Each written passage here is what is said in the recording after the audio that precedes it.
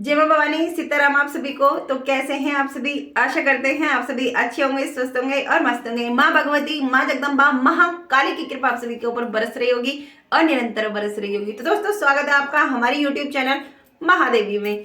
तो आज जो हम जानकारी लेके आए हैं वो लेके आए हैं सवारी वाले व्यक्तियों के लिए और गद्दी वाले बच्चों के लिए, कि जो गद्दी लगा रहे हैं या जो गद्दी लगाने की सोच रहे हैं, या फिर उनको गुरु का आदेश लगा है कि उनको गद्दी लगानी है, या फिर उनकी जो हाजिरी खेल रही है वो उनको बोल रही है कि गद्दी लगानी है। तो हम आपको आज इसी विषय पर ये जानकारी लेके आए हैं। बहुत सारे बच्चे बहुत परेशान हैं कि हम गद्दी लगा रहे हैं और हमारी गद्दी चल नहीं रही है, हमारी संगत नहीं आ रही है, हमारा ऐसा हो रहा है, हमारा वैसा हो रहा है।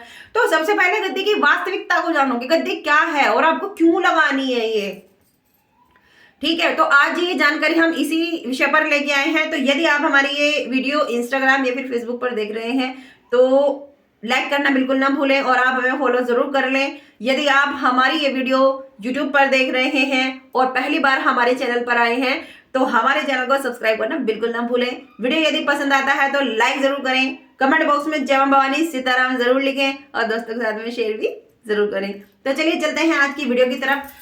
तो सबसे पहले बात करते हैं कि गद्दी के लिए, कि जब आपको गद्दी दी जाती है या आप गद्दी लगाने की सोच रहे होते हैं या फिर आपके ऊपर जो ऊर्जा खेल रही होती है वो गद्दी लगाने के लिए बोलती है, तो सबसे पहली बात हम आपको ये बोलेंगे, जो सवारी है वो एक भाव है, वो एक ऊर्जा है, वो एक शक्ति है।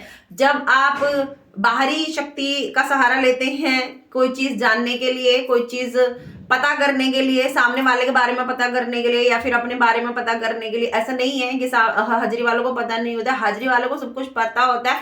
जिस टाइम पे उनके शरीर पे वो शक्ति खेल रही होती है उस समय उनको सब पता होता है, सामने वाले के बारे में भी और खुद के बारे में भी। कि वो आपके ऊपर डिपेंड करता है कि आपने वो शक्ति को कितना साधा है, कि वो शक्ति आपको क्या बता सकती है, कहाँ तक बता सकती है, ठीक है।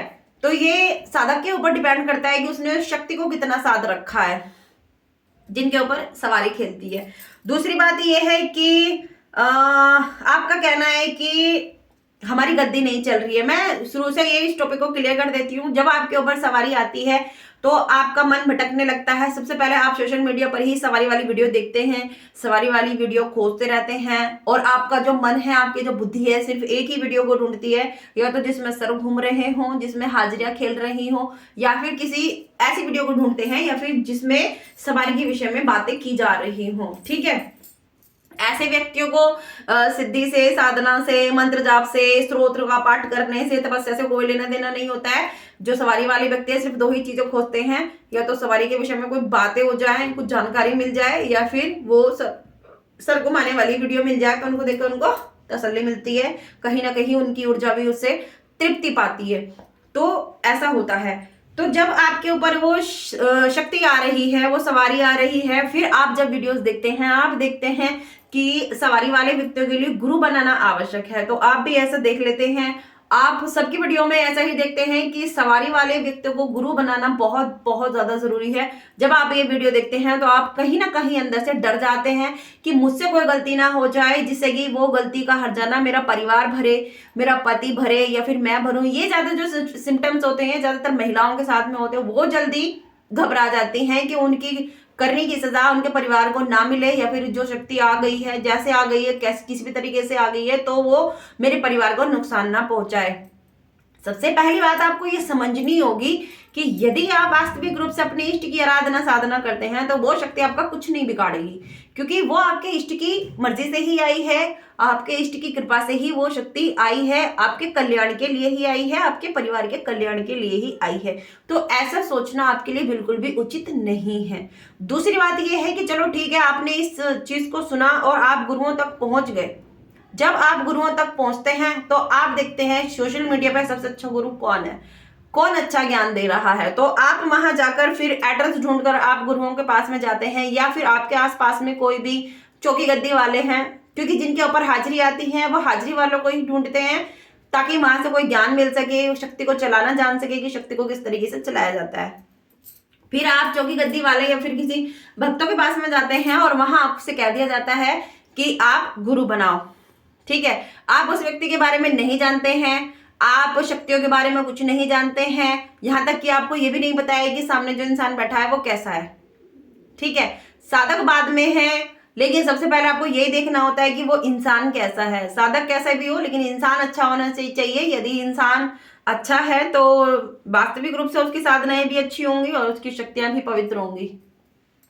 दूसरी बात, फिर जब आप गुरु धारण कर लेते हैं, गुरु धारण करने के बाद में आपके साथ में 2-4 शक्ति जुड़ जाती हैं कि भाई हनुमान जी के दूत भी आ गए हैं और जो है भैरव जी के भी आ गए हैं, अब तो जो है माता काली भी आ गई हैं, ये भी आ गई हैं, वो भी आ गई हैं, बहुत सारी शक्ति होती है भक्तावल में, तो वो भी आपके साथ में कनेक्शन बना जाती है और फिर आप बड़े खुश होते हो कि भाई हमारे ऊपर गुरु कृपा है, हमारे ऊपर गुरु की शक्ति है, गुरु का आशीर्वाद है और अब तो हम चौकी गद्दी लगा सकते हैं।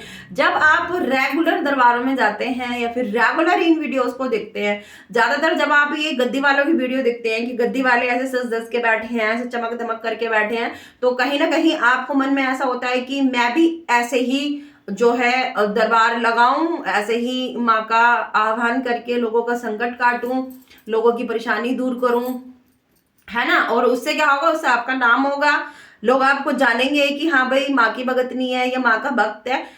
तो यही धारणा आपके मन में हो जाती है कि मैंने भी ऐसे ही दरबार लगाना है।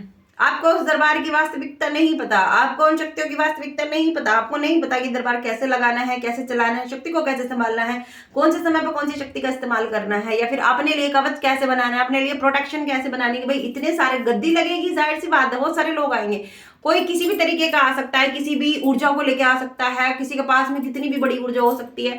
तो क्या आप उस ऊर्जा को सहन करने के लिए तैयार हैं? क्या आपको पता है कि सामने से कैसी ऊर्जा वाला व्यक्ति आपके पास में आ जाए? आपको कुछ नहीं पता होता, आपको सिर्फ इतना पता होता है कि आपकी शक्ति ने आदेश कर दिया है या फिर गुरुओं ने आदेश कर दिया है कि भाई गद्दी लगाओ। मैं वो चीज आपको बता रही हूँ जो आज हो रही है, जो प्रेजेंट में है, जो प्रेजेंट में बच्चे मेरे पास आ रहे हैं जो अपना दुखड़ा रो रहे हैं। तो फिर उसके बाद में आप क्या करते हो, आपके मन में ये धारणा पहले से ही बन जाती है, वो शक्ति आती है आपके गुरुओं के सामने प्रेजेंट हो जाती है और बोलती है कि गद्दी लगानी है, गद्दी ही लगानी है और चौकी लगानी है और ऐसे ऐसे संकट काटूंगी, ये करूंगी वो करूंगी। आपको वचनों से कोई लेना देना नहीं है कि भाई आपकी शक्ति से गुरु ने वचन कराए हैं नहीं कराए हैं, तो आपको वचनों के बारे में कुछ पता नहीं है। जबकि जो शरीर पर शक्ति खेल रही होती है वचनों से चलती है। यदि आपने उनसे वचन अच्छे से भरवाए हैं, अच्छे से शक्ति को वचनों में लिया है, तो ही आपकी गद्दी चल सकती है। दूसरी बात यह है कि जब आप जो है आजकल गद्दी तो ऐसा हो गया है कि बस 2-3 दिन आप जाओगे, हद से हद 2-3 महीने आप जाओगे तो गुरु स्वतः ही आपको गद्दी सौंप देते हैं, चाहे भले ही आप मना कर रहे हो तो वो अपने आप ही आपको गद्दी दे देंगे।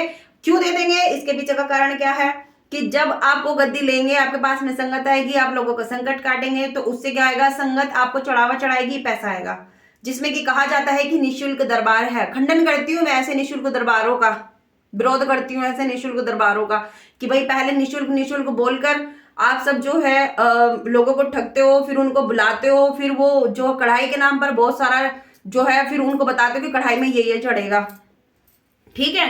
तो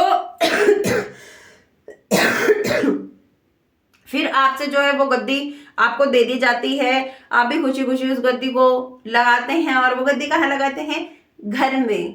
उस गद्दी को आप अपने घर में लगाते हैं, जबकि जो है आपका जो घर है उस घर में आपके पति भी रहते हैं, आपके बच्चे रहते हैं, आपका पूरा परिवार उस घर में रहता है।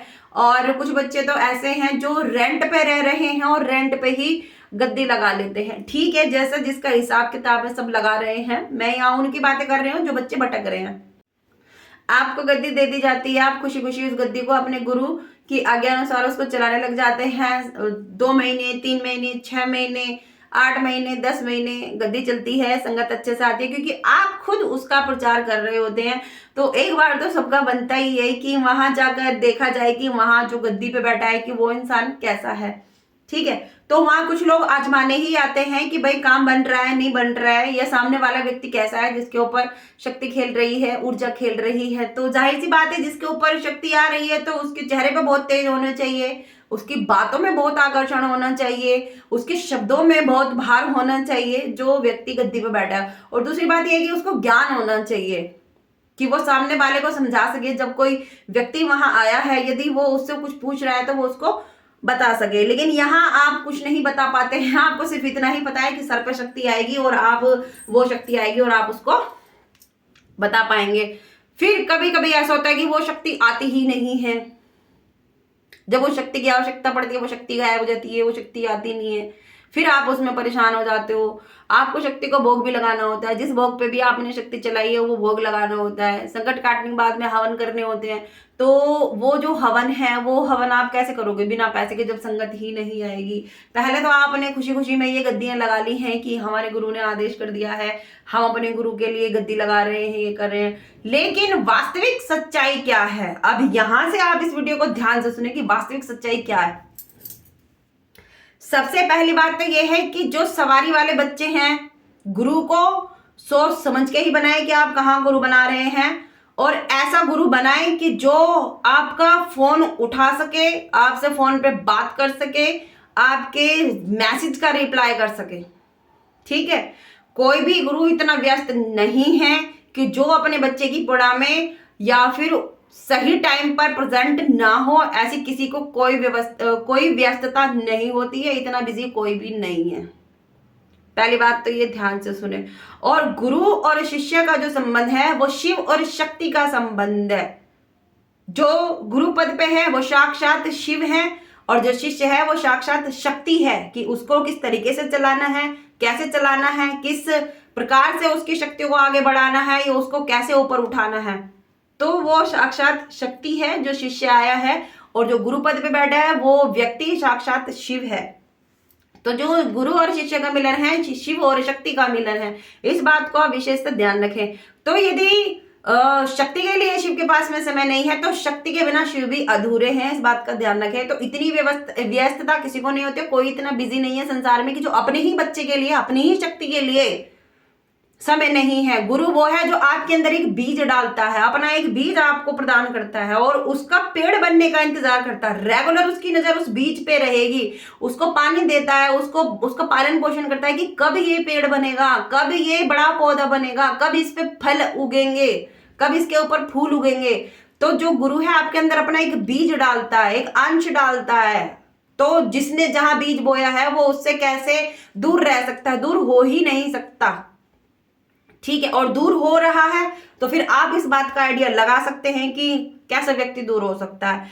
फिर आपको जब ये गद्दी दी जाती है तो गद्दी के पीछे का कारण भी यही होता है कि आपको हर महीने वहां अरदास भेजनी है, हर महीने वहां पे जो है आपको पैसे भेजने होते हैं, जो भी जैसे भी जिस दरबार का नियम है तो वो करना ही पड़ता है। यहां आकर आपकी कहानी डिसबैलेंस हो जाती है कि जब आपके पास में संगत नहीं आ रही है, जब आपके ही पास चढ़ावा नहीं आ रहा है, तो आप आगे कैसे भेजेंगे? ठीक है, तो इस बात को आप ध्यान से सुने कि जब आपके पास ही नहीं आ रहा है और आपको आगे भी भेजना है तो आप कैसे भेजेंगे, इस बात पे गौर करें। तो मैं यहाँ इस बात को आपसे ये कहना चाहूंगी, जो गद्दी वाले बच्चे हैं, ये जो भी मेरे पास आए हैं, जो इस वीडियो को देख रहे हैं और जो गद्दी लेने की सोच रहे हैं, मैं उनकी कह रही हूं, जब आपके खुद के घर में खाने के लिए नहीं है तो आप बाहर भंडारा कैसे कर सकते हैं? आपके पास में खुद में पहनने के लिए नहीं है तो आप बाहर कैसे कंबल बांट सकते हैं? पहले आप खुद का कल्याण करें उस शक्ति से, जो शक्ति आपके पास में आई है या फिर गुरु ने दी है। फिर उसके बाद में आप जन कल्याण की तरफ उतरे। जन कल्याण यदि आपको करना है तो दया भाव अपने अंदर रखें, ममता का भाव अपने अंदर रखें, जीवों को खाना खिलाएं, भूखों को खाना खिलाएं, प्यासे को पानी पिलाएं। बाहर जाकर इस तरीके से आप जन कल्याण करें। पहले उदारता दिखाएं, पहले अपने अंदर की ममता को जगाएं, अपने अंदर की दया को जगाएं, तब जाकर आप उस गद्दी के अधिकारी बनते हैं। सिर्फ पैसे की लेन देन के लिए गद्दी ली जा रही है, गद्दी दी जा रही है। लोगों के घर बर्बाद हो चुके हैं कि जब जिस घर में गद्दी लगती है वहां शक्ति का स्थान हो जाता है, वहां शक्ति विराजती है। और जब शक्ति विराजती है तो जो संगत आ रही है वो किस भाव से आ रही है, कौन सी शक्ति उसके साथ लग के आ रही है, भूत आ रहे हैं, प्रेत आ रहे हैं, पिशाच आ रहे हैं, क्या आ रहा है। आपको घर का कवच लगाना नहीं आ रहा है, आपको घर का अपने ही घर का शुद्धिकरण करना नहीं आ रहा है, आप अपने शरीर का शुद्धिकरण नहीं कर पा रहे हैं, आप खुद की ऊर्जाओं को मेंटेन नहीं कर पा रहे हैं, तो फिर आप कैसे गद्दी कर सकते हैं? आप कैसे गद्दी आगे तक चला सकते हैं? तो गद्दी लेने से पहले चाहे आपके गुरु बोल रहे हो, चाहे आपकी शक्ति बोल रही हो, सबसे पहले यदि आप गृहस्थ में हैं तो आपको अपने परिवार के बारे में सोचना है और उससे भी पहले आपको अपने शरीर के बारे में सोचना है कि जब आप खुद ही बिस्तर में पड़ जाएंगे, आपका खुद का शरीर ही काम नहीं करेगा, तो गद्दी कौन चलाएगा? वो गद्दी चलेगी कैसे? ठीक है। और माँ को यदि सच में माँ की कृपा को पाना है तो माँ के मंत्रों का जप करो, साधक बनो। अभी मेरे पास बहुत सारे बच्चे ऐसे आएंगे कि माँ आपसे दीक्षा ग्रहण करनी है, आपसे दीक्षा लेनी है। मेरा सबसे एक ही कहना होता है, यदि मेरे लिए 2.5 से 3 घंटे निकाल सको तो मेरे पास आना, वरना मेरे पास आने की कोई आवश्यकता नहीं है। तो ऐसा बोलते हैं हम 10 मिनट दे सकते हैं अपनी पूजा में, हम 15 मिनट दे सकते हैं अपनी पूजा में, तो मुझे भीड़ नहीं चाहिए भाई। मेरे को भीड़ की आवश्यकता नहीं है, मेरे को सच्चे साधकों की आवश्यकता है। क्योंकि गुरु भी अपने शिष्यों को ढूंढता है जहां वो अपना बीज डाल सके, जहां वो अपने ऊर्जाओं को डाल सके, जो उसकी जीवन की कमाई है, उसकी जो तपस्या है, वो जिसको दे रहा है उसको भी तो सॉरी, उसको भी परखता है कि वो अपनी ऊर्जाएं कहाँ डाल रहा है। और ये वही बच्चे हैं जिनके ऊपर हाजिरी खेल रही होती है और वो बोलते हैं, ढिंडोरा पीटते हैं कि हमारी माँ ऐसा कर देगी, हमारी माँ वैसा कर देगी, ऐसा कर देगी। और भाई सबसे पहले जब गुरु दीक्षा आप ग्रहण करते हैं तो सबसे पहले अहंकार ही समर्पित करते हैं।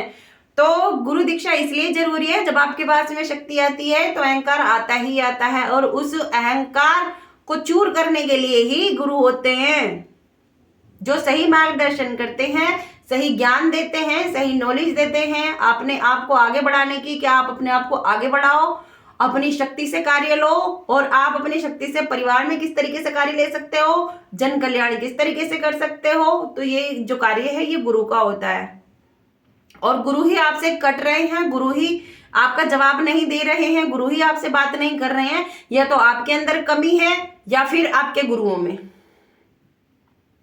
मैं सवारी वाले ही बच्चों की बात कर रही हूं, मैं बाकी किसी दूसरे बच्चे की बात नहीं कर रही हूं, क्योंकि इस समय जो प्रेजेंट में जो भटक रहे हैं वो सवारी वाले बच्चे ही भटक रहे हैं, और मेरे पास जितने भी बच्चे आते हैं वो सवारी वाले ही आते हैं। ठीक है।